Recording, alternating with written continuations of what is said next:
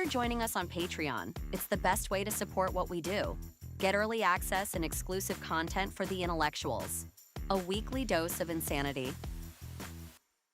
The French Cast, some of the best French comedy interviews available. And the Pantelis Podcast, the show that started it all. Patreon.com/Pantelis. Join today.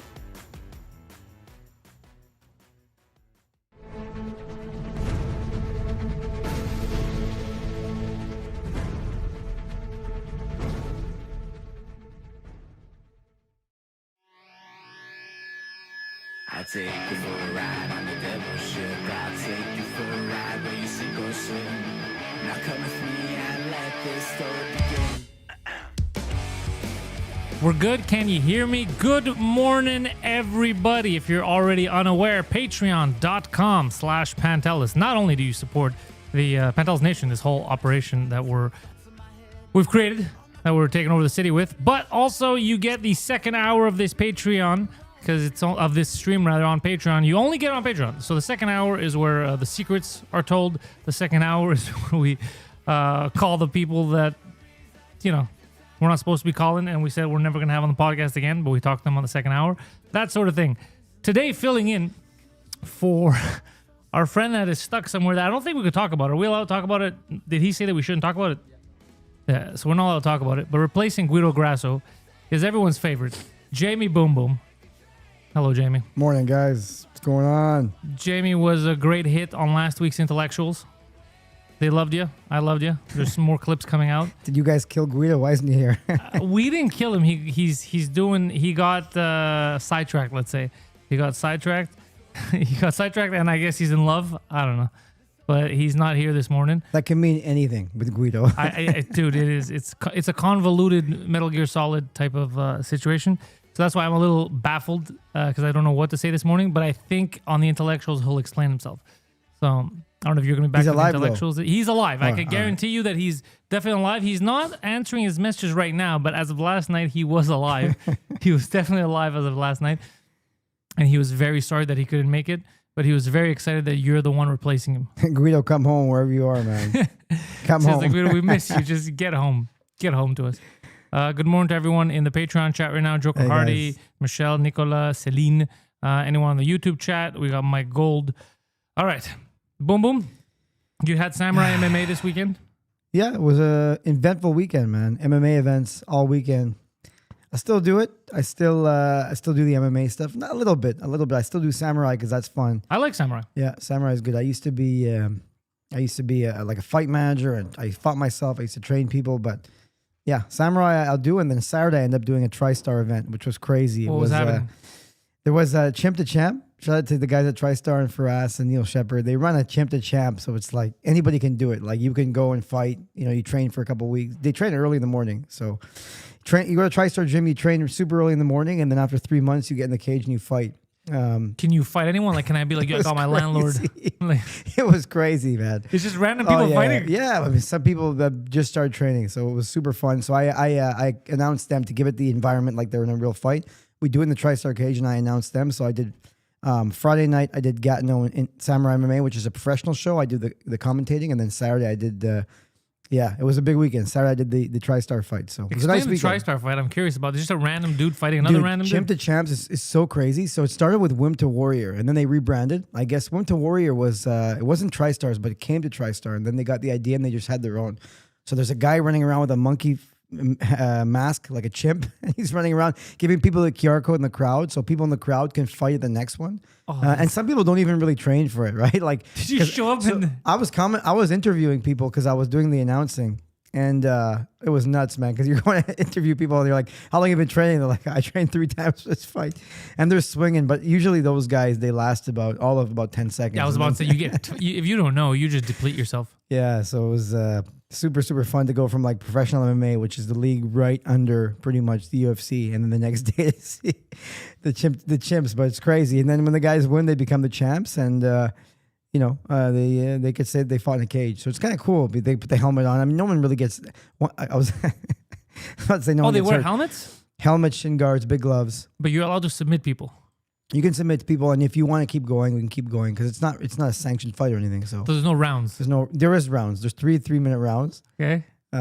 One kid, he was like, You just beat everyone up? no, he got beat up, and then he's like, good kid though, he's a nice kid. He's on the side, and he's like convulsing after, like None of this is good. so he's not convulsing, but he's like shaking, and his eyes are rolling back in his head, and he's all fucked up. So we have like a medic there. I can keep going. This is after the fight, so I'm like, hey man, someone should check in on them. They're like, oh yeah, that's just Gasco. Or Bosco, whatever his name is. He always does that. I'm like, he always looks like he's dead. The guy looks like his eyes rolling back. Like, yeah, he smokes a lot of weed. I'm like, this guy probably should be. He's high right now. This guy probably should be fighting. They left him in the corner. It felt like Thailand, like in the old movies when you watch like Bloodsport in the old days where someone gets fucked up. This guy had to fight another man in the cage and then fight his own demons for an hour. Someone gets messed up, and then I sort of got at one point I look over, and I think someone had said, just walk him out of here because I don't know if these are legal or not. So when the ambulance comes, just make sure he's out I don't of know here. if these are legal. So guys are carrying him out. The guy's like all messed up body. The kid's okay though, just to let everybody know he's okay. But to watch, we wouldn't be making fun if he was dead. to watch everybody just carrying him out, and he's all, and the coach is like, yeah, that's just Gasco, like Bosco, whatever his name is. He's always like that. Wait, how often does this happen? I think they do it 2 or 3 times a year. Oh, I want to come to the next one. I want to come. Yeah, it's great. It's it's fun. The guys, there was the main event with these big kids probably like 20 years old. I don't know. One of the kids was indigenous, and his family came from the reserve of Ganawagi, and they were going crazy. Did he win? He won. Yeah, Nice. he won. I mean, he didn't win, but the other kid couldn't continue. Just like Wait, hold on. Reply to that one. Like, just hold on.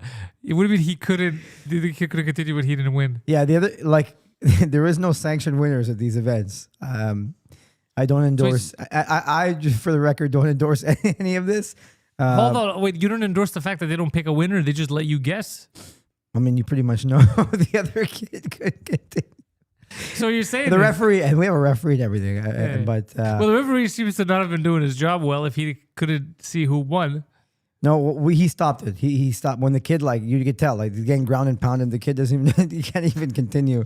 He's so tired. But like you said, most guys, it's Very short fights, right? Yeah, most of them are short. Some of them last a distance. 3 rounds. Yeah, some of them go 3 rounds, but not much happens in round 2 and 3. Yeah, that's what it was. But yeah, you could imagine. But these are, they're fun, man. And then interviewing these guys, and you just see their faces after. They don't even know what just happened. Like I want to be part of this. I want to interview some of these guys. I want to take a video there. Yeah, that would be good to have Pantelis. It's just hilarious. When you do your Pantelis on the spot there. Yeah, that would be amazing. It'd be really, really fun. Find out for the next one. We're going together. I'll come. Yeah, it's probably in January. Even the people in the crowd are nuts. 'Cause That's it's why- like, you have to imagine, it's like, let's say, I don't know, like Guido did a fight and he gets all his friends to come. So It's crazy. okay, so next one, It's crazy. organize it. I'll come. We'll bring the crew. We'll videotape it. We'll have good videos from it. That'll be the yeah. best promo ever. Yeah, so that was a crazy event, man. Anyone ever break anything, like an arm or a leg so far? I'm not sure if anybody ever got really, really injured. I don't think, you know what? It's like guys, people think when you see a fight like that and guys are like picture like the most angry you can get at someone and the most like riled up you can get at someone. Most people don't have enough of a skill level to really hurt someone that badly. I would think the more likely scenario is the really aggressive person to hurt himself, like not paying attention. That's right. Yeah. Most guys, like if you fight someone who's a trained fighter, the trained fighter is really just making sure that both people don't get hurt. They're not trying to win a fight because it's too easy. Like when someone's not trained, they don't. And the guys have done some jiu-jitsu, like maybe a couple of times before the fight, so they at least understand to tap if something hurts. But do they have do we have any of those guys that just automatically go for the submission? Like they try to take down and choke a person, or they're all trying to punch each other? They've at least had a few, like the guys it's getting better. The guys at Tricer Gym, the coaches, they're legit coaches. So after a couple months of training, you start to understand that, like, okay, you can't just pull on an arm and the guy's going to tap. You have to go through the whole the methodology of going from point A to point Z to get the submission. Most guys understand that. It's funny because it starts striking and most guys, they're swinging from the hip, man. Not even the hip, they're swimming from their hometown. They're just, but they're easier to dodge, you know, if they're telegraphed like that. Yeah, but then they get tired, so they start listening to the coaches because that's all they can do. It's like hands up, chin down, oh man, it's super. Hilarious. There's something charming about it because it's like the guys, they really try so hard, you know. And I want to be part of this. I want to see this. And you see the whole phase of a fight and what goes through someone's head when they're actually in a cage. It's not just like on the street when guys are trying. Like no, you have to keep going now, even if you're tired And you're in a cage. you're in a cage and it's locked. Your family from the reserve can't jump in and help you. You gotta go. Man, it was nuts though. But I'm glad that kid had his family and he won. yeah, he won and family was going nuts. His dad jumped in the cage and he's like, "I'm so proud of you, son." Big guy, looked like full of tattoos and really looked like exactly what you think he looked like. But they were super nice guys. Yeah, He looked exactly what you think. some of the fighters, the question, come from other backgrounds. Yes, no, some. I don't think you're allowed to have any fighting experience in because this. that would be insane. Yeah, Is it a tournament form or you only get one fight? Yeah, I don't. Those guys can't last. Because it would Yeah. be even funnier One guy if it was like was- the old UFC style. Yeah, one guy it was his second fight. I don't know how. I think sometimes like the last minute, the last guys to replace him, and if they've done another champ to champ. One guy was second fight, and he's like, "I actually lasted the whole time. Like that was the whole thing just to survive." I remember at the last one, they got someone from the crowd to fight to replace someone.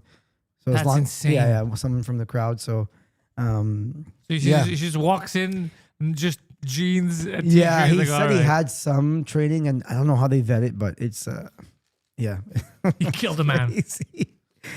No, he lost. The guy who walked in for the crowd, he lost. Well, yeah, and the other guy's mentally prepared. He was going there for a fight. This guy was going there to sit down and get hammered. Yeah. There was one guy, I talked to him in the crowd. He came to me and he started saying, he's like, "Oh, yeah, my weight was ready. I was ready. They told me I was going to replace someone." I'm like, "Do you train for this?" He's like, "No." Thank God you didn't replace that. Yeah, exactly. Fun times, though. What about the Samurai MMA? How was that? Samurai, good show. All the Quebecers won except one. Who lost? I saw that the Greekster won again. Louis Sanodakis Louis, yeah, won, yeah. very good. So Louis is, yeah, he should a beast, be. eh? Yeah, he should be one step away from the UFC. I mean, I don't see why not. But him and our boy Mike Michel, they're both. I don't know. They're both good, but it's. I guess the UFC has such a full roster. Yeah, Dufour. I mean, man, the guy's a finisher, man. So that guy's like the UFC guy you want because he's so exciting. Yeah. And then And the guy yeah. who was facing was bigger than him, taller than him. Don't this time? This time, yeah, he was super Yeah. tall, lanky guy. Guy didn't make weight, so the guy couldn't win the title if he won. Dufour was defending his title, so the other guy didn't make weight. Huge guy, and Dufour took it personally, and Dufour beat the crap out of him. That's what I'm Yeah, saying. beat He the has hell out a of him. bigger guy. He's Yeah. weighs more, is taller, and he still just goes in. He's like, I'm gonna beat the shit out of this guy for not making weight. Yeah, and Dufour has that what we call that like golden bullet. Like if he gets your neck, he'll choke anybody. So Yeah, he's Dufour is a beast. But all those H2O guys, they all, Olivier and Dufour and Fred Duprat, all those guys have something special where they've got like that killer instinct. It looks like they're all like mental and no, I mean like mentality wise and spirit wise, they're all kids of GSP. They're all people that they took all the motivational stuff of GSP. Like you could fucking do this. Just Yeah. train hard, and they all became monsters. It is trickled down. Someone just shouted out to TriStar Riv now. Yeah, I did coach out there. You guys remember? What's up, Jonathan? Yeah, I did a wrestling coach class out in TriStar Riv now. Great. Shout out to Alex Morgan. Those are like, man, what a great gym. But it's all trickled down from Firas and George for sure. It's like the Vince Carter effect. In Toronto when everybody started playing basketball after Yeah. Vince Carter, and then Yeah. Toronto Raptors had a great team. It was only a matter of time. Yeah, man. It definitely it's starting to trickle down, and it takes time, right? It's like not like GSP was there, and then you're going to see a whole bunch No, of it French takes a whole Canadian fighters. generation of Yeah. Canadian fighters that believe in themselves, and then just it gets bigger and bigger. Yeah. But okay, what else have you been up to, bro? I haven't seen you since The Intellectuals, which was one of my favorite episodes in a long time. I laughed a lot with that episode. I was exhausted that time, man. That was because Wednesdays are like, I'm not the level you're at in comedy, so Wednesdays are my open mic nights. I did Yes, four I know you were sets. I telling did me, four yeah. sets. So I run around town. I do all the sets I can. Sometimes even 5. I've done 6 Which is before on amazing. Wednesday. Yeah, French, English. Wednesdays is my like open mic night. And Guido was like, "Oh, we'll do it another day." And he's like, and then you texted me. I was like, "All right, let's do it. I'll do it, but I'm gonna be late. I'm gonna rip as quick as I Just 'cause it can." has to be out Thursday. Yeah. And he kept delaying. I'm happy though we got it done, but yeah, I'm happy too. It was amazing. for the people who watched it. The second half, I was like, I love talking to Guido, but fuck, it was a rough one. It was a rough one because you hadn't sat down with Guido in a long time. Yeah, So you yeah. didn't know all of the updates in his life. And because I live it, I get it incrementally. I'll talk about it, I'll laugh about it, but it's easier for me to get accustomed to the ridiculousness because it's every day. You came in a year later, getting that update, which is so ludicrous. His lifestyle was so ludicrous that I was living vicariously through you, seeing as how I would have felt the first time finding all that stuff out. And you're just trying to wrap your head around it, like, what? That doesn't make it. What about what? And then him seeing through your eyes, being like, oh yeah, every time he's answering, he's like, yeah, that is fucking weird. I shouldn't have said that. So it wasn't a year ago. I saw him a few months ago at that event, the comedy event, although we didn't speak much. That's why you didn't know, yeah. Because Guido, man, at the event, the comedy event we did together, that was insane. I mean, it was actually like, it was just me hustling and being like, oh, Sam, you're doing a show tomorrow? He's like, yeah, actually, I'm doing a show with Guido and Josh going to come too. So I text Guido. I'm like, Guido, you're doing a show tomorrow? He's like, yeah, come. So I'm thinking it's a great show. Sam's all prepared. He's like, I'm going to do 15 minutes. It's going to be great. Yeah. And then I think he was pissed that I was coming too. It was a bit bitter. He's angry about it. He was like, why? Like, are you taking some of my time? And then I get there. It's one of those stupid corporate shows. And I'm like, Sam, you can have as much time as you want. I'll do a minute. I just want to see you fucking die out there.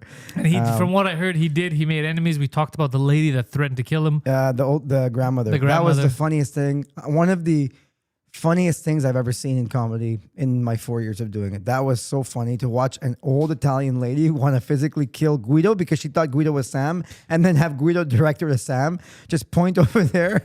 And what's funny about her mixing them up together is that I've told Sam many times that he's the young Guido. He's turning into Guido. He's like, no.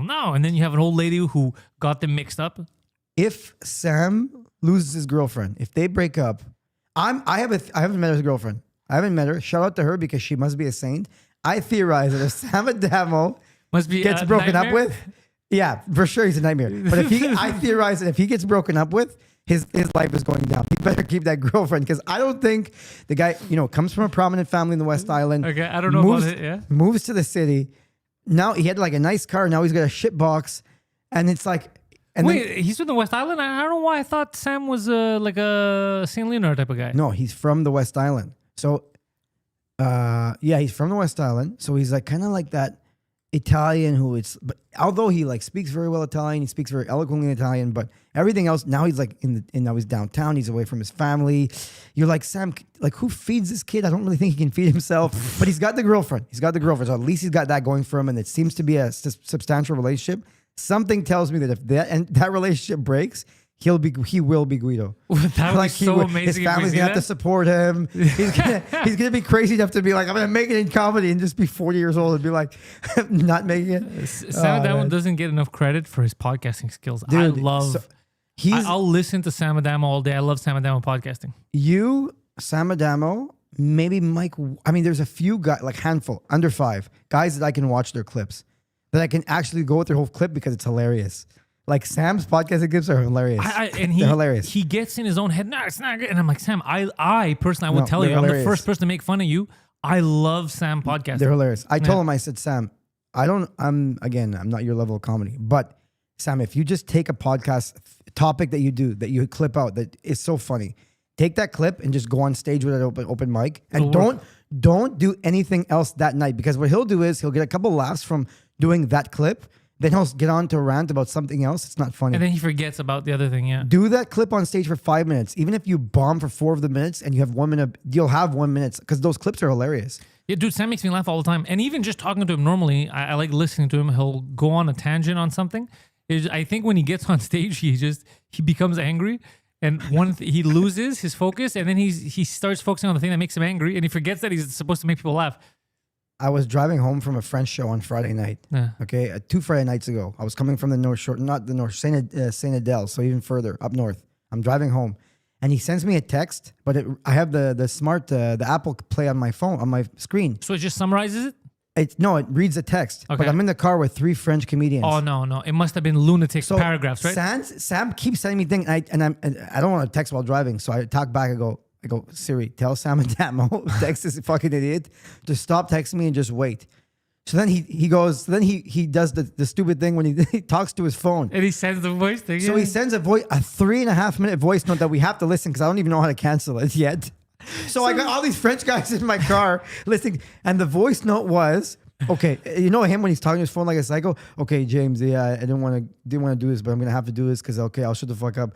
But listen, yeah, my car just broke down, and I saw some Italian guy, and he was crazy. And then the Italian guy, and then he talked about how some guy boosted his car, and the guy looked crazy, and the guy was smoking, and he gives me this whole story about how his car got boosted. I want you to know that's what Guido does. Guido, he sent me the whole adventure that he's on now started like over the weekend. And it was, I think, Friday or Saturday I was doing something. It was Friday night, I think. Friday night when I was going to the Secret Show. Bro, it's paragraphs and videos. He's sending paragraphs, videos, and voice notes. And I'm like, I don't have time. It was... Dude. It took me 14 minutes to catch up, and I go, yeah, we'll talk on Monday, bro. There's no way I could look through all this stuff. It's impossible. I tell Sam all the time, and I'm in the car with 3 other comedians. We're 4 guys, and we're all sitting there silence. There's complete silence because everybody's awkward. We're listening to a Sam Adamo voice note of 3.5 minutes, and I'm driving, so I can't adjust anything, and it's just Sam talking. They must have thought I was fucking insane. Like, who are you hanging out with?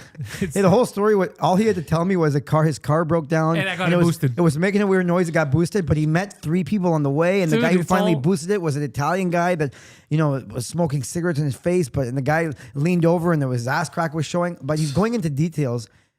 Like, it's so goddamn funny that, like... Dude, anyways, they make me laugh. But there's a question here. I guess I should reply to it. Steve Rousseau says, Pantelis, do you have any news on Luigi Venditelli's Bob Lazar movie? It was supposed to come out last summer.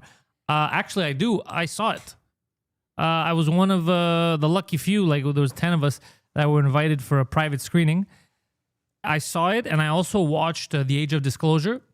I will tell you something, even though The Age of Disclosure is amazing and it has a lot more info in general, like in general on the UFO topic, as far as Bob Lazar is concerned, Luigi's film is way better. It's paced better. It's so much funner to watch.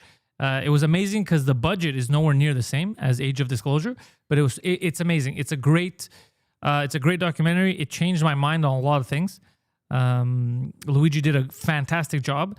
So I don't know when officially it's going to come out now, but it should be soon because it was supposed to be in the summer, and then there was delays. It was just production stuff. It was just because the team is small. That's the only reason why it got delayed. But it is amazing. It is when Luigi comes out with it, you guys are going to love it. I know he told me it's going to be available. You could rent it on like Apple and all that, kind of like what Age of Disclosure is. But that's where I saw GSP in May too. It was, there's a photo of me, GSP, and Bob Lazar, which is like the craziest photo that you couldn't even... Fucking AI wouldn't have thought of that by itself. Well, especially you, because you love... I mean, you and GSP have that in common where you guys are really big into the extraterrestrial... Love that stuff. And he's the only... Everyone else, I'll bust their balls a bit. I don't know. I told you this before. I don't know why he's the only guy I refuse to bust his balls just because the shit that he goes through in fighting and he gets everyone around him. Hey, can I take a photo? Everywhere I see him for years, he's getting his balls busted.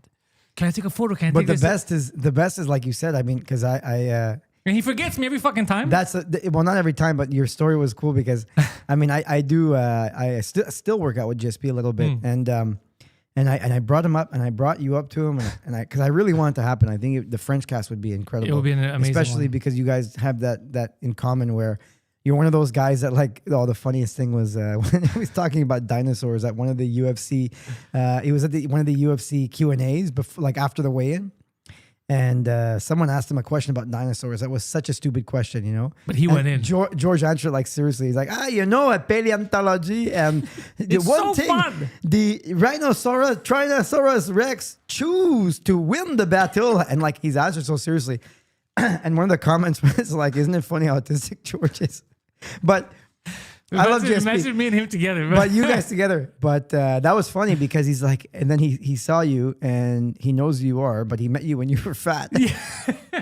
And now he can't tell who you are because he saw you. You were literally 300 pounds. 320. 320, yeah, bro. yeah. And now you look great. I mean, shout out to you. Fucking, you made it happen.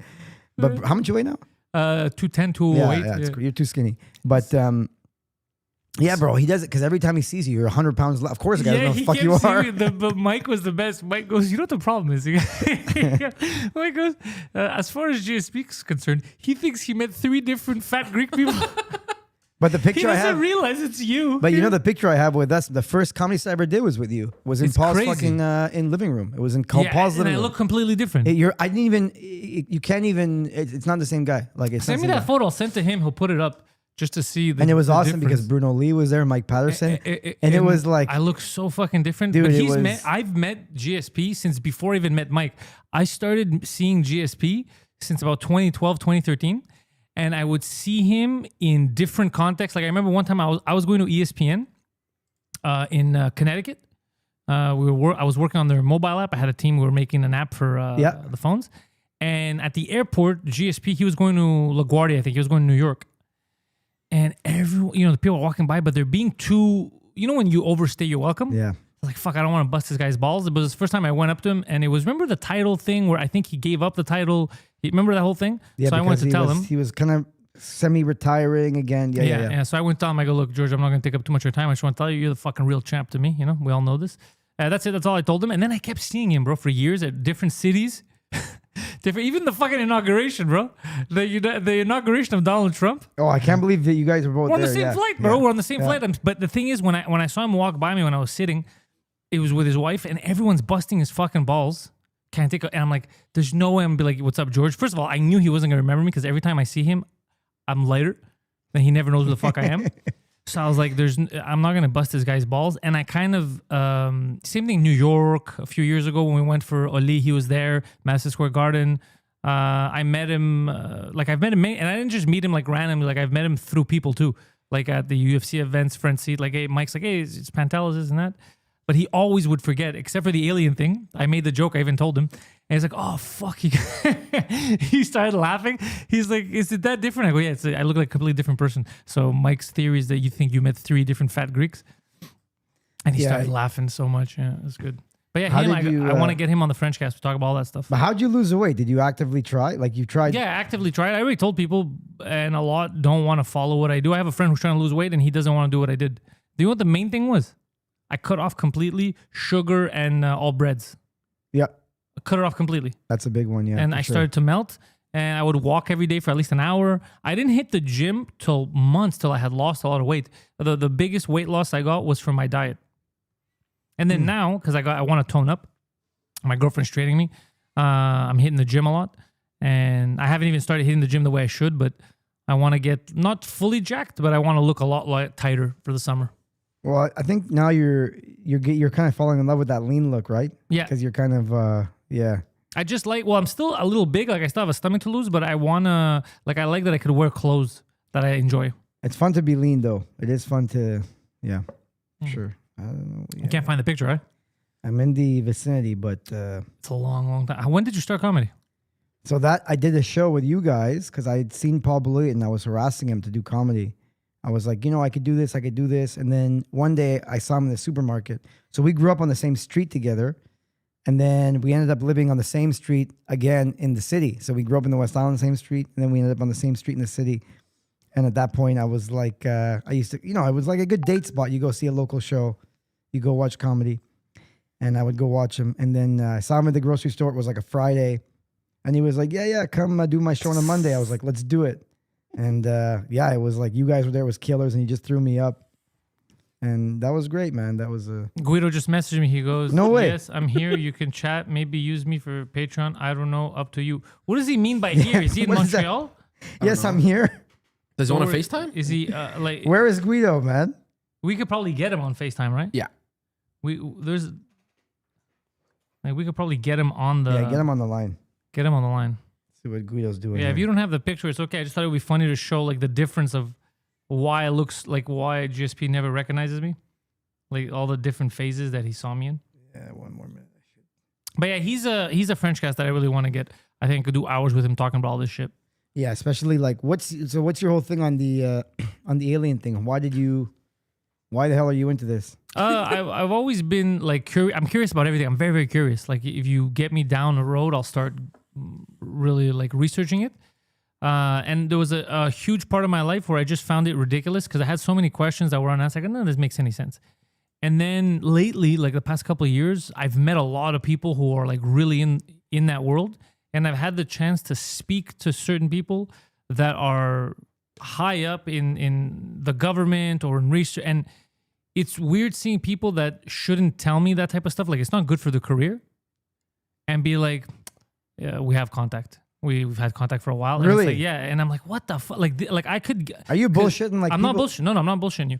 And that's why it started to really fuck with me because I'm like, I could understand if I see a random dude and I have the possibility Yo, of being man, like, I seen something. exactly. But then there's these guys that they're like, look, I didn't grow up, I wasn't into aliens, but you know, I got to witness something in a specific program or what, and I don't know what to tell you. I know it sounds crazy, but and then it started to get crazier because the thing is, in the beginning, I thought we just had like craft that we didn't know, and I would always like rationalize, be like, well, what if it's another country and we don't know? What if it just looks like? What if it's China? That was my theory.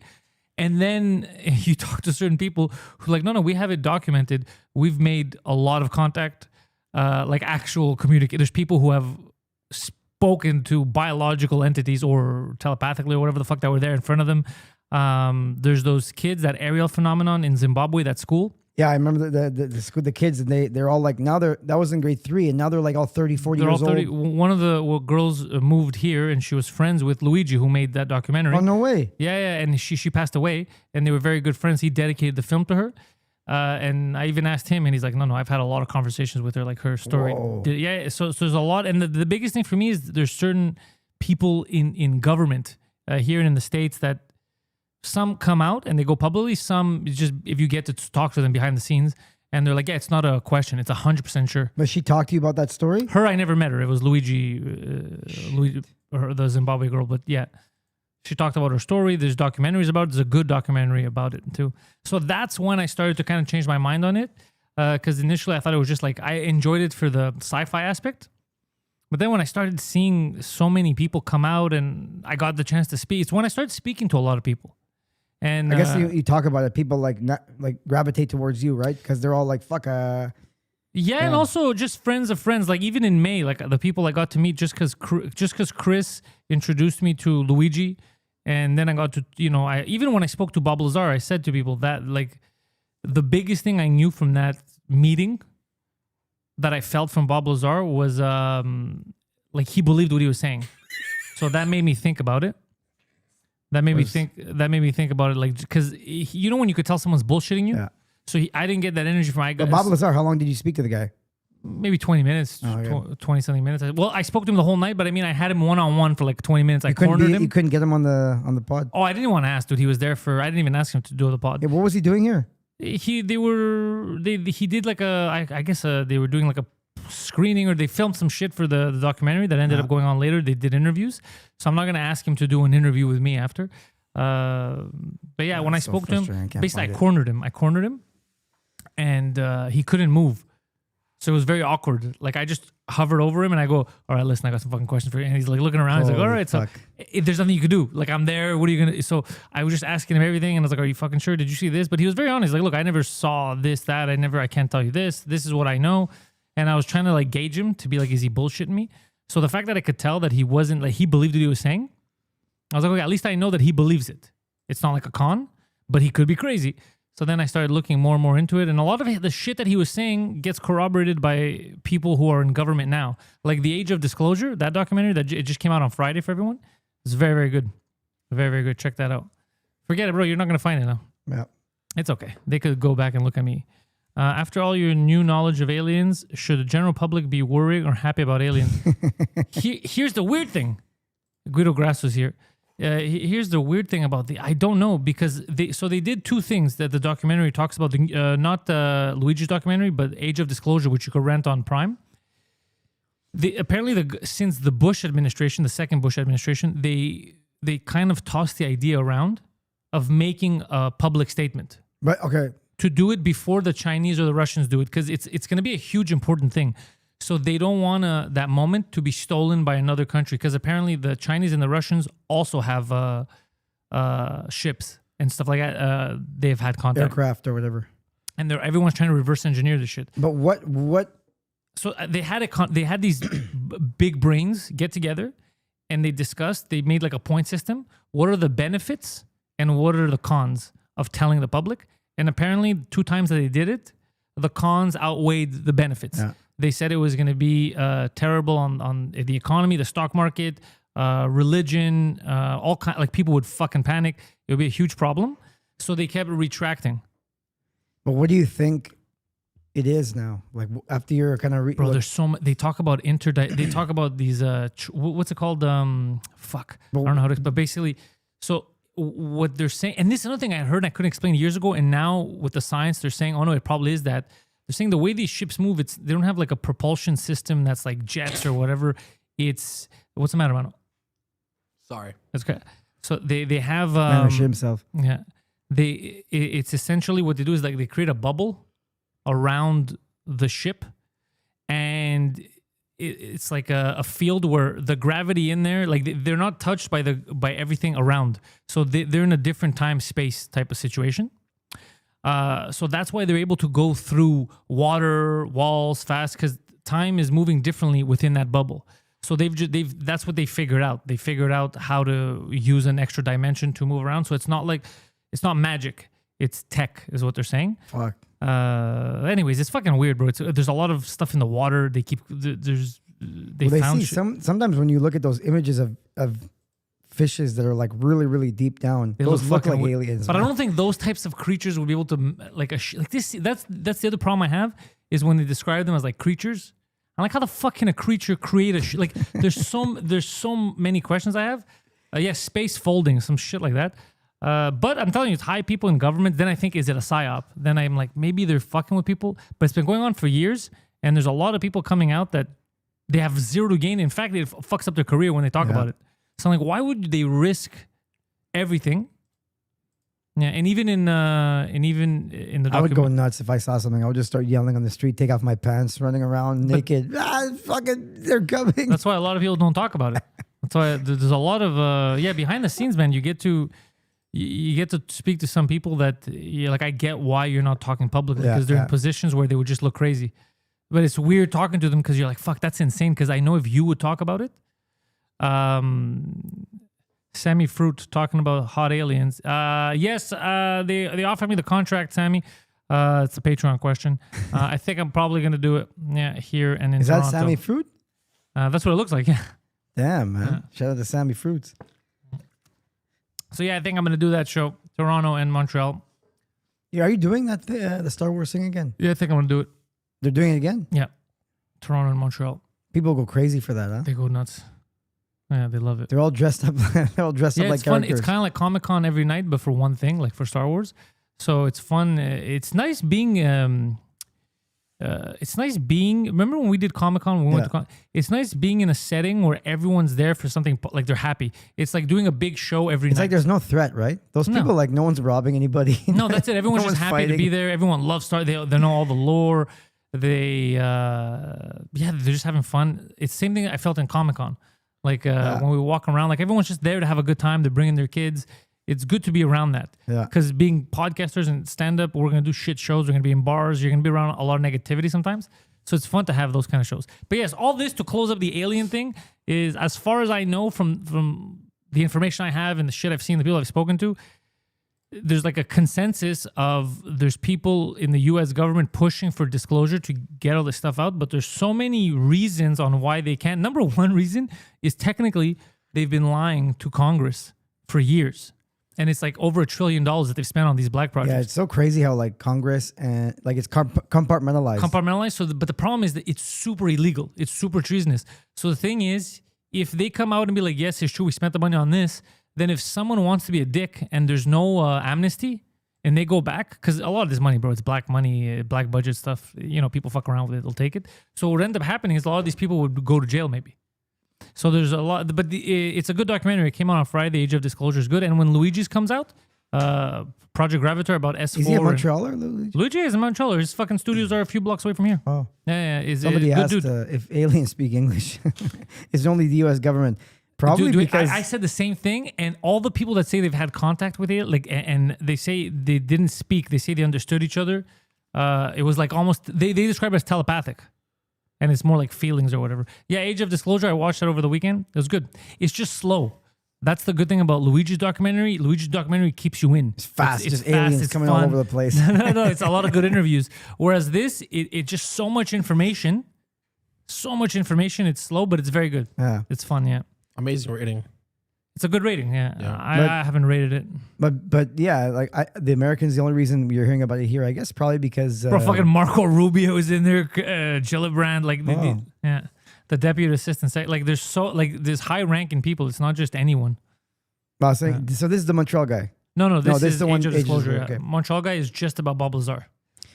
No, but the Americans, probably because they're the ones who were like the most, there's the most social media, there's the most stuff coming, like, that family in Africa. Didn't we find out about it like years later or something? And then Brazil, there was that other one. Brazil, there was a huge one. There was a huge one in Brazil. So apparently there was an alien walking around and shit in someone's backyard. Dude, in Brazil, I think it was Brazil where the doctor, I don't know if basically they retrieved a body. Yeah. They brought it to a hospital, and then the hospital said, what the fuck is this? the He US went to came in- another hospital, and that's the The doctor. Americans came. Yeah, after the doctor, apparently, the doctor said that he operated or he But had didn't somebody contact get with sick? it. Somebody, people got sick. People got sick from being in contact with it. They got sick.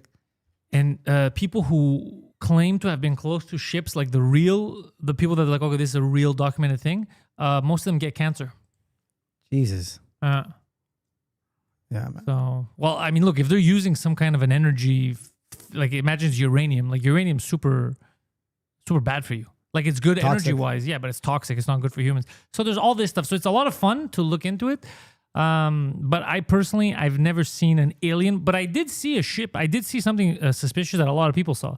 When I was in grade 6 or it was either secondary 1, grade 7 or grade 6, I was walking up the street on Wilderton. I was going to the Greek community, the gym there. I used to go to the sports center.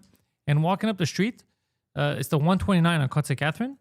The bus had stopped on both sides. Traffic had stopped. People had come out of the bus and everyone was looking up.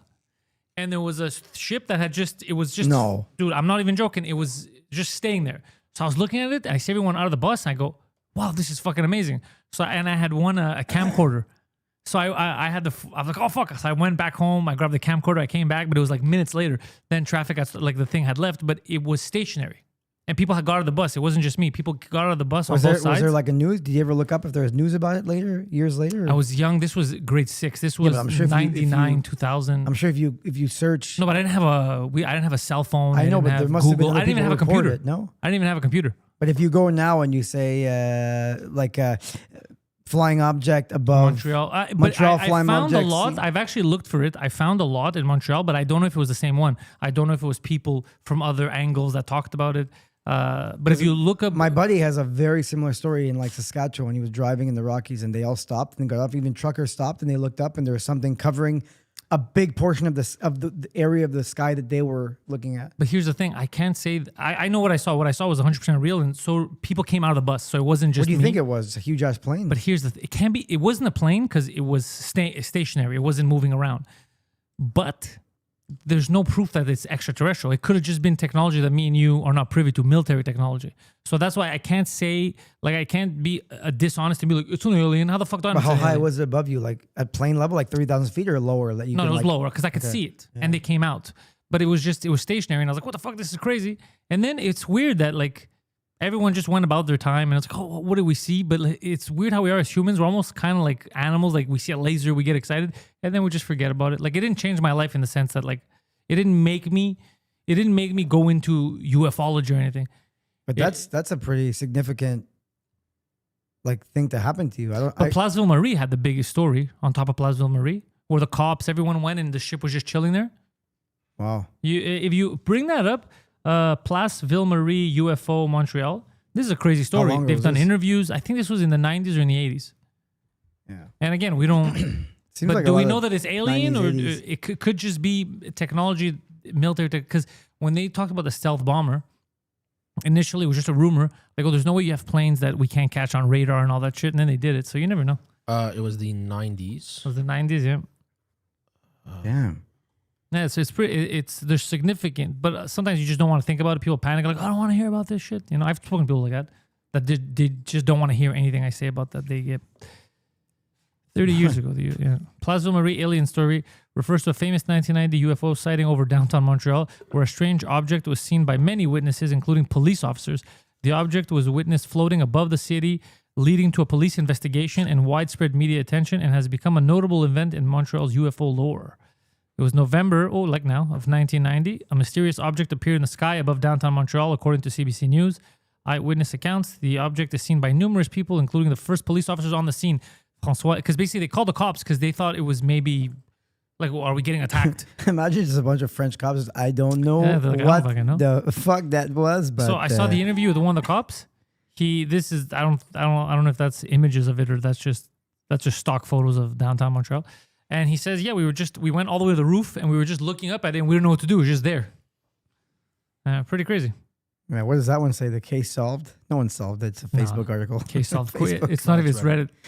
The story of the Montreal UFO is often regarded as one of the most well-known and best documented Canadian UFO cases. However, I couldn't find much information or discussion about this case in English as it happened in the French-speaking part of Canada.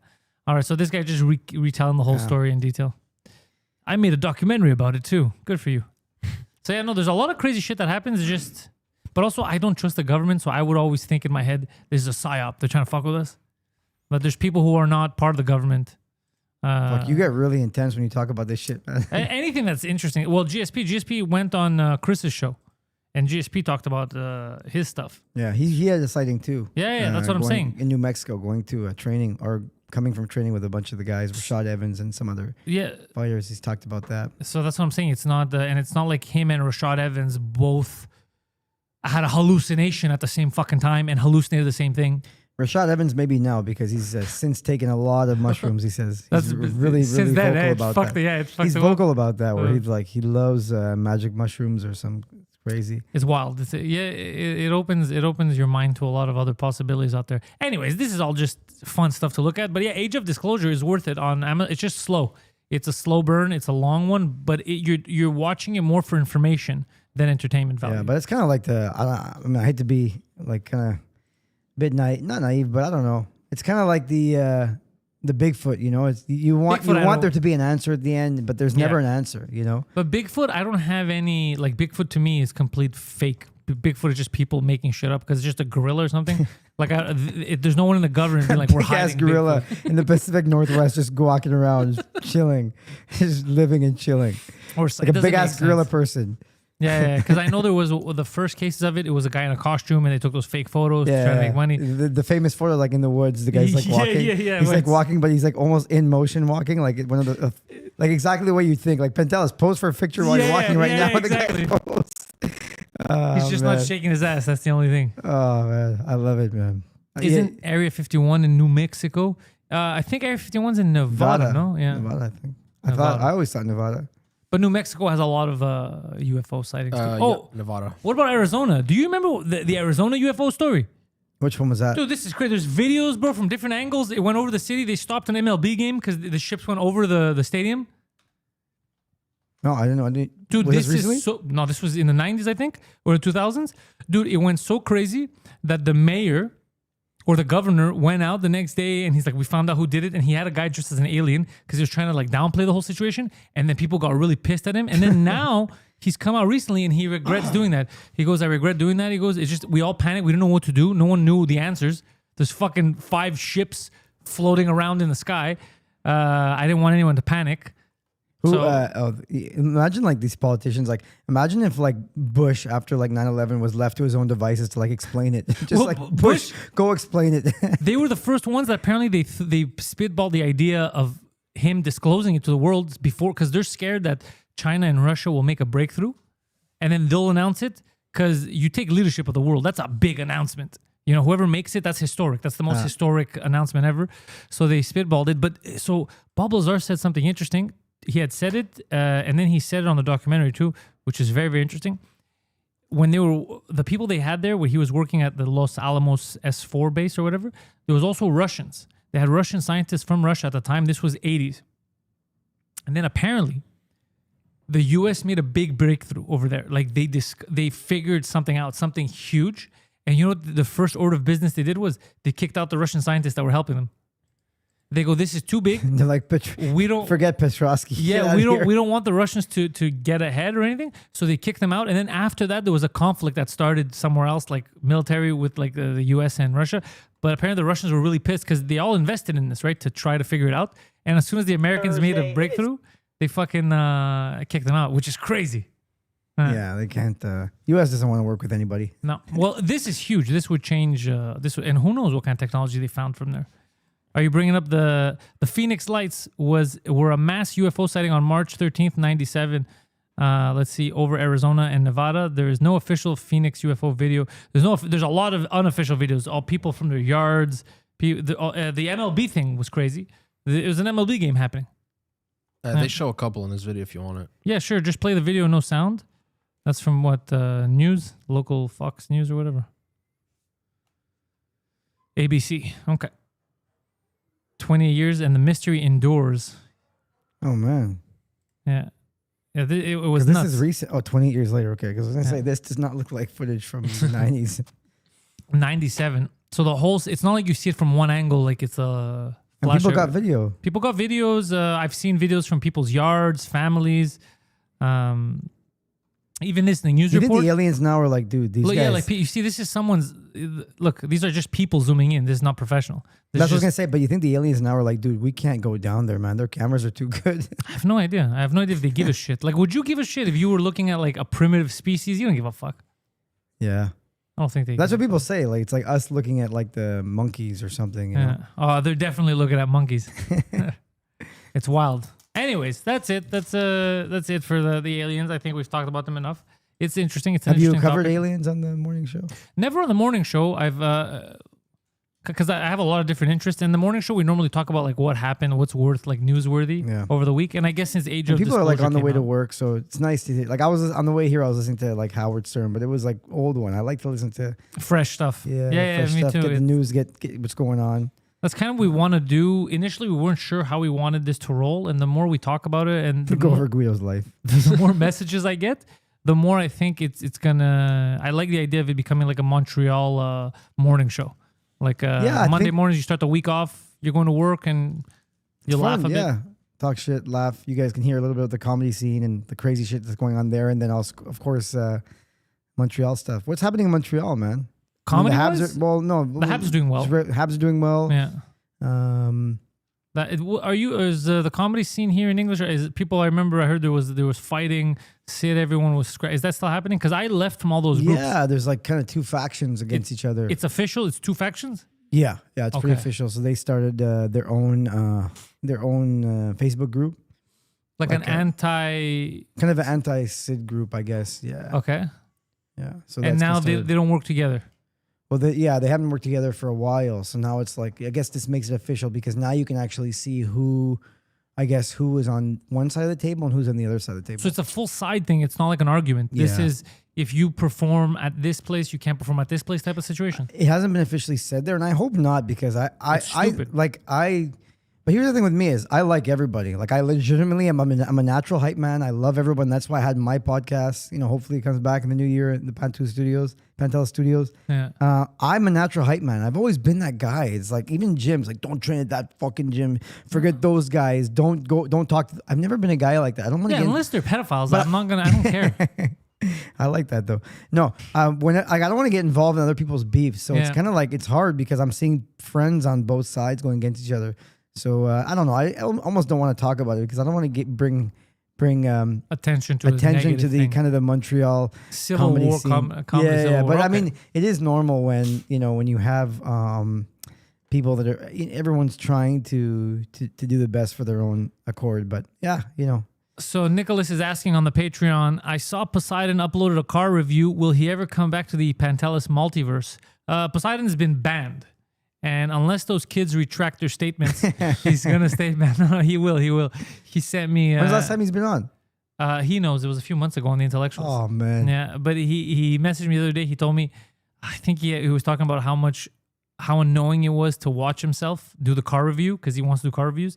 And he goes, how the fuck do you do it? Like, it's just so annoying. It is. You kind of But what cars do you review? He can't afford a nice car. Where does he find these cars? He just goes to random people. Hey, I'm gonna review your car. Do you mind? Gets everything wrong. Yeah, you just This find... is a 48, 58. He actually has an amazing car reviews because you just find him in your car and people are like, what are you doing in my car? He's like, it's a review. Bro, it's not illegal. I'm making you look good over here. From a dealership. Yeah, because he has a lot of dealership friends, so he could go review all these cars. And he does know a lot about cars. I was gonna say he's quite resourceful for being an idiot. Yeah, it's not that he's resourceful, but dude, he knows a lot about cars. He loves Yeah. cars. So you know how I was talking about aliens or I'll talk about comedy. He's like that with cars. So his thing is, I don't know if he's going to get the technical aspect down of how shots and all that, but apart that, like he might get a partner to do all that shit for him. But actual cars, I've already said it before. If he does reviews, you should watch and the more comfortable he'll become speaking. Yeah. You should watch a Poseidon review better because he just goes ham on the car. He has no allegiance to a car company. He'll say if it's not good or who it's for. He's very good at cars. Poseidon knows cars, yeah. Cars and ham. What do you think about people that do that like sponsored content? You know, when they're like those reviews, they're like, "Look, come to this restaurant." I think it's fun if you actually know the product. But shout out to like Jeff, Jeff at Montreal only, because he'll do a review and I'll be like, "Why don't you just say everything's good?" He'll be like, "Nope." He'll be like, "I will not take money from on my personal page for food reviews." Like he's actually trying to build it the organic way. Yeah. And I was like, man, that's brilliant, because I would fucking. Oh, you take money. I would fucking. Yeah, man, you pay me, I'm ready to go, man. Yeah, no. It's I don't want to. The thing is, I don't want to like poison people. I don't want to be like, yeah, it's good there, and I've never eaten there, and then people. I'll do it for money. For money, yeah. Me and Nicholas will start one. Just pay us, man. We'll go around just. Because you know where there was money, but I didn't want to take it because I don't vape. There's like companies, vape pens. There's companies from India. There's all like they're the ones that pay a lot if you want to advertise for them on podcasts. But the thing is, I don't vape. I don't so. I'll become a pothead. I'll just do crazy drugs. No, I'll just do crazy drugs. Go right to crystal meth. Fucking crystal meth sponsor me. No, I prefer having like locals. I prefer having a local sponsor long term. Yeah. A bit, it might be less money. The sleep company, man. There's sleeps companies. There's Eros and Company. There's we're doing another video for Eros next week. We're filming it, I think, or no, in 2 weeks. Yeah. My story is I was the opposite, right? I started the podcast, the Boom Boom Show, through the pandemic, and I thought that it would get me a bunch of like eyes and attention and gigs, and then banned you from many places. Yeah, exactly. I thought I would get a following first, and then it would get me that. I ended up getting a gig right away as a commentator and an interviewer and ring announcer for MMA. So I just stuck with that, and then I stopped the podcast because I lost the studio. And now a couple of years, man, it's been 2.5 years, but it was such a I didn't get that many views, but I had such great guests on. You know, I had Antonio Park on, I had Rory McDonald on, I had I had this one guy who does cryo. He was like one of the first guys to bring the hyperbaric chamber in the first guy with the hyperbaric chamber in Montreal, so talking about him and the brain injuries and stuff. So I had some really, really interesting guests. Those were three to name a few, and have Rory really talk about. I'm going to post it soon, but for Rory to talk about that moment when he was in the cage with Robbie Lawler, and they kind of stared at each other right before Rory's nose got all fucked up, and Robbie Lawler's lip is, and just for him to talk about that moment. But I had some really good guests, and then what ended up happening was I had Bull Nutrition on, and they ended up for the supplements, because they were the first one they were like, here, we'll pay you. Can we be on your podcast, talk about the supplements?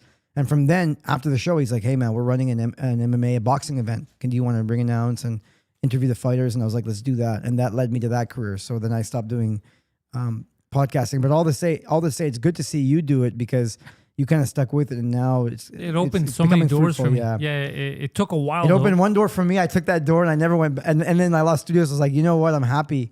And now I get to be like an MMA commentator. But well, you could start one here. We have new. So we have. We stopped renting the podcast out the studio to the public. So now it's just people that some people that I don't know. Stopped doing that, yeah. No, we weirdos do, but coming in here and that's the thing. No, there's no general. You can't rent out the podcast being in the general public. Okay. However, if you reach out to me and we know you, like we figure something out. We have some podcasts that do their stuff here that we didn't know. We just met. They reached out to me. They said, "Hey, this is my business. I want to do a podcast." They came in and molested everybody. No, well, that's the thing. They came in. We spoke, and I'm like, okay. I gave them a good deal. You know, they have the same producer as me. And they do their podcast. They're all happy. We have a couple of podcasts that do it here. And then there's more that are coming in 2026 that want to rent it out. One of them is for the government.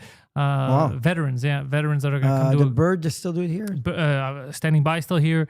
They do it every week. Yeah. I had Ted Bird on a couple of shows of mine. So. Ted's a good people. Good dude, yeah. Yeah. So the only difference now is that is because it used to be you could just rent it. The old studio, it was there's a website you could rent. Now, because you deal with so many weirdos, and I don't want them here. And our business isn't renting studios. That's not our business. We just do it for friends, and you know we're able to why have not? Though, So we have a couple of French comics here. You We guys have different rooms in here, so it's good to. Yeah, well, and there's a lot of different stuff we can do in here. But this studio here for podcasts, this is amazing. For interviews, I have people coming in 2 weeks just to do interviews that they don't normally record. They do it, I think, remotely, their own podcast, but they're getting big guests in, so they want to come in here. Yeah. You have your screens, the quality is fucking high. I can't wait to start again. I miss it so much. It's so much fun. When I had Josh on, me and Josh went over on my show. He was going over the intricacies of sports gambling. So he's teaching me, like, at that time I didn't know what a parlay was. And he's crazy about it. And yeah, so we went over, like, and it was interesting because I had a lot of UFC people on, and like, shout out to Eamon Zahabi. I had him on, and he came on with his family and stuff. It was great moment to have his kids on the show as well. But having Josh teach me what MMA gambling was, and you know what? I should become a degenerate gambler because I make my friends so much money. My friends, you know what's going on. one thing I have as a grappler is you have that advantage because grapplers, I think now the not bookies, but the people who make the odds makers are a little bit better with what do you say? I mean, Amazing Boom. Yeah, Guido talking about Parks. Yeah, Antonio Parks, celebrity chef. Yeah. But one thing about grapplers I have to say is, like, a lot of times in the past, the odds makers just messed it up. They were just like, oh, this guy's a big knockout guy. He's going to kill the wrestler. And I was like, no, the wrestler's just going to take him down. That's going to be a decision. So I've made a lot of friends, a lot of money. Knowing who to bet on. Especially with the grapplers, I would usually get it right because a lot of times the odds makers didn't understand, like, this guy, no, he's a legit D1 wrestler from maybe a small university, but he's going to kill this striker who has like 8 knockouts, but it doesn't matter because he has no grappling. Especially in the heavier weights, I was able to always most of the time predict a lot of those fights. But I've made some friends huge money with gambling.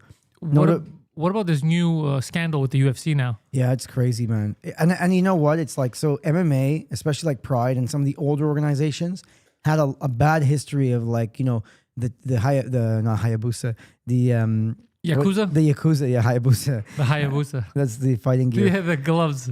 So the Yakuza has a history of, like, you know, obviously people know, like, you'd go to like MMA fights and they'd pay like big guys and they'd just be like, no, don't worry, no contract. You could take as much steroids as you want. We'll pay you cash. And they'd have to come back with like their coach at 10 grand. They'd have 10 grand because, you know, that maximum you're allowed on the plane with. And they'd have to fly different family members to fly back with the money. Pride was actually UFC bought it years later, but Pride was one of the original OGs of like MMA. But there was a lot of weird fights that happened there, like pro wrestlers coming on and winning MMA fights. And there's a lot of like staged fights there. So there was always that element of like MMA could definitely be staged. But now the worst part of it is that now is a lot of these fights that they're finding out are probably being staged, or the undercard fights, or the fights that are in the apex, or the fights that most just casuals aren't watching. So it's people who are like really gambling.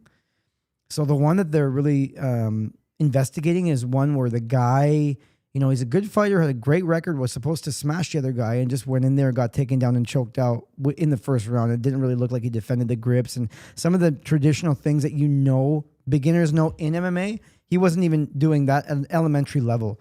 So it's like something is sketch going on. And then now Dana White's coming up and saying, hey, I actually called the kid in his camp day of and was like, hey, man, why did the bet swing so much? Are you feeling okay? Are you injured?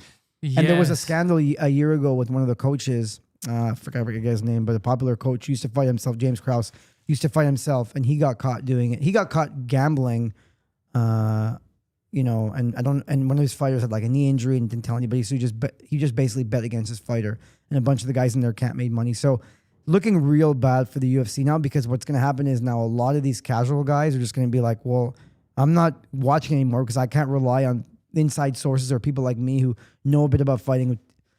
I can't bet anymore, knowing that you could pull the rug from under me. Like, I have a couple friends that I made money with betting on Chris Weidman. Like, Chris Weidman beat Anderson Silva twice, and I was the biggest advocate for Chris Weidman. It's like, he's going to beat Anderson Silva the first time, and I even put money on Weidman the second time, and I had a bunch of friends make money on that. So all those guys, let's say if they kept watching fighting because they made money on Weidman, they're not going to watch anymore if they know that there's no chance of. So it just makes UFC look really, really bad. I wonder if they could get out of this. I remembered something, a story that I've never told that happened to me because you mentioned the $10,000 limit. I remember, but I remember where I was coming back from. I was coming back and I got to Montreal and I had a checked luggage. And you know, in the carousel, when your luggage is coming out, I don't know, I was fucking tired. Like I wasn't sure if it was my bag or not. And a bunch of cash just fell out of the carousel. So I pulled out the bag because it looked like mine. And the way to check was, I unzipped the side. I put my hand in. I'm not joking with you, dude. I pulled out stacks of money. No, and I'm like, fuck, it's not my bag. So I put it, I zipped it, So you and I put grabbed it it and back ran on the off. thing. And no. And I put it back and I waited. And my bag came and it looked similar. I was like, oh, whatever, what are the odds? But then I thought about it later. I go, like, obviously I would have got caught. But I thought about It was fuck, more than it 10 meant- grand? Oh, I don't know. I didn't count. It was bills. It was money, bills like this. It came out. I was like, what the fuck? And I put it in. And then I kept thinking, I go, how stupid is someone? Like, what if one of the people throwing the bags, what if something, they unzip it, they see money, they'll take your money. Yeah, like, it's when just you, bills. like, especially like when you. But it was I don't know if it was the full bag. It was the side pocket though. The side pocket had bills in it. It had cash. Shit. Yeah. Yeah, when you go, like I remember, I learned the hard way, but they tell you now, like when you go down south, never pack anything on your bag, And I put like my one nice watch that I ever bought and cologne and my sunglasses. Checked bag? Checked Oh, bag. yeah. And then I got it and it was all gone. And I Yeah, was yeah. like, shit, man, like what a bad way to start the vacation. But yeah, do you think like, in those countries, I don't know if they have like the same cameras and. No, they don't care, bro. But cares? this was I wherever I was coming back from was not the third world. But I had luck. Yeah, and I'm trying to remember where it was. Was it the States or Greece? I think it was the States. What's funny about in life is like how we all have like a few, like 5-6 monumental things that happen to us. Like that's pretty big. You're like, you won't forget that, Like then you Oh, have I the did other forget thing. that. I just remember yeah. now Oh, because shit. you were talking about the 10K rule. And then Well, I was actually, like, you grew up in Park X. You probably found cash and bodies all over the place. Fuck. No, cash. I wasn't lucky to find cash when I was young. No, But Park X was a rough area when you grew up. it was rough. When we were younger, it was. I don't know if it's rougher now because like I don't walk the streets anymore, right? And I don't live in Park X. I'm always in Park X, but I don't live there. So let's see. Steven Bilodeau gonna do a podcast in your space. He never asked. I don't know. He could rent it if he wants. I trust Steven. Yeah. So Bob Sapp had a career, yeah. I don't know if I don't know if it's changed or not, but when I was younger, there was a lot of crime, a lot of fights. Yeah. Jorge Rosales shootings.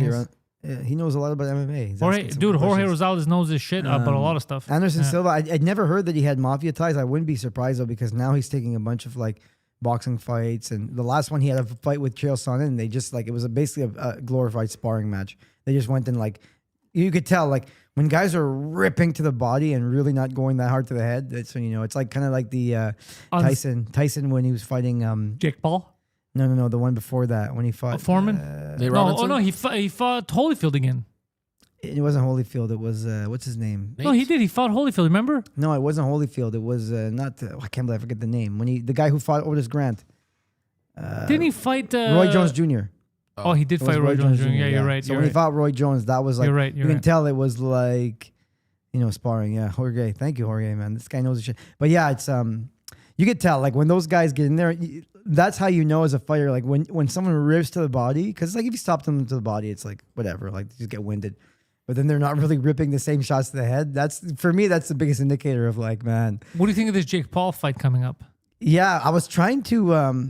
A couple of nights ago, I had my my YouTube open and I was gonna watch. I think Ariel Helwani or someone was breaking it down with Anthony Joshua. Do you think it's fake? Because So that's it. I'm gonna do a deep dive. I haven't done it yet. if it's real, I would put everything I own on Anthony Joshua. Yeah, no, it can't be.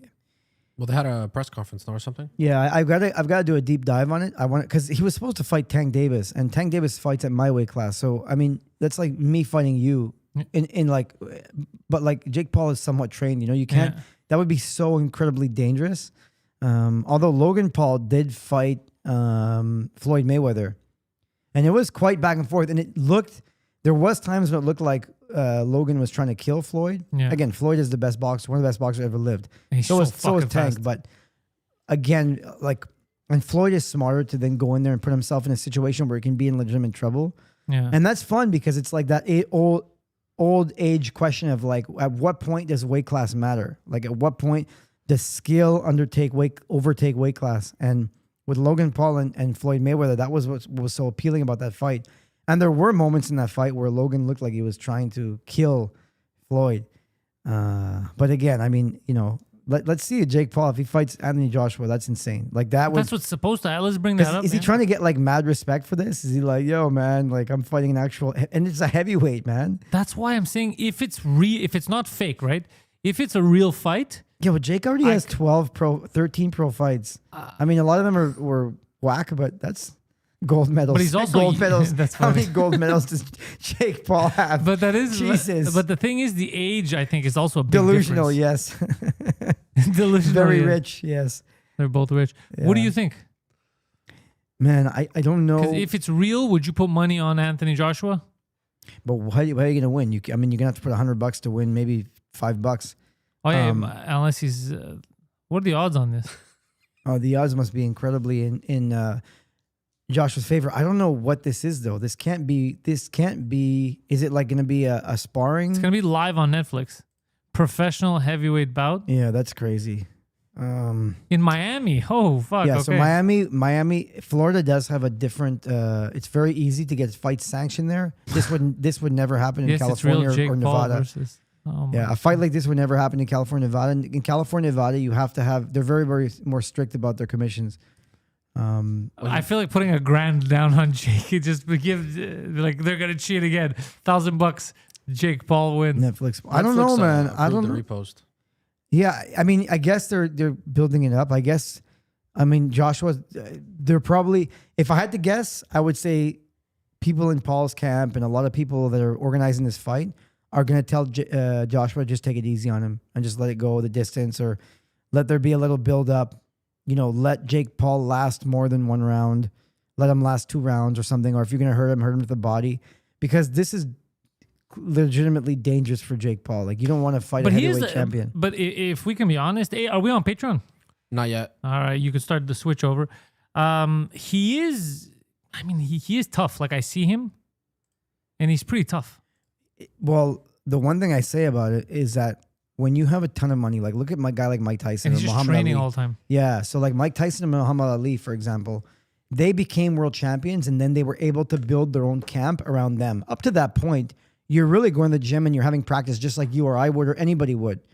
When you have enough money, you can get your own nutritionist, your own training partners. Their sparring could be around you. You could train the way you want. So Jake Paul's literally had in 3 years what amateurs never get in their whole 15-year career of boxing, which is, the mindset training, sports psychologist, your own sparring partners, the best nutrition, the best training, the best facilities. And now with the revolution of all this like recovery. So Jake Paul's been able to have that from day one. So he is a legitimate boxer in the sense of being a boxer. Is he a legitimate professional boxer that could fight for the heavyweight title? No. But, it's like, I forget who was saying, I think Pacquiao or someone was saying it. They're like, yeah, he's basically done in 3 years what most of us can do in 15 because, again, with just so much money, like you're going to go right now. If a regular person starts boxing, man, from a kid, they have to do it to build up and to become